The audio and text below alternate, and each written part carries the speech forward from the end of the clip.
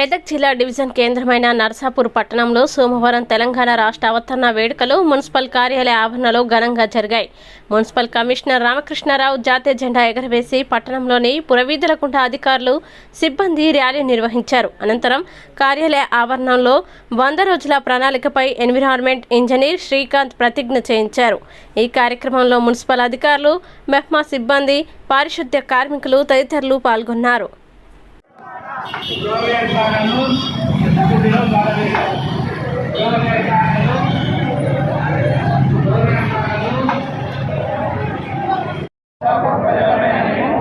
June 2 నుండి 10 September వరకు ప్రభుత్వం చేపడుతున్న 100 రోజుల ప్రణాళికలో పాల్పంచుకుంటున్నాము.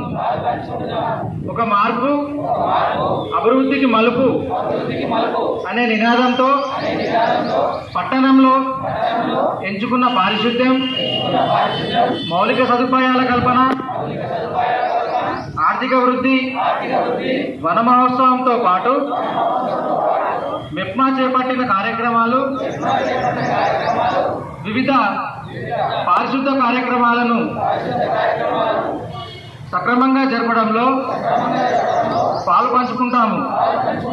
మనస, వాచ, కర్మన నా వంతుగా మున్సిపాలిటీ అభివృద్ధికి పాటుపడతానని ప్రతిజ్ఞ చేయుచున్నాను.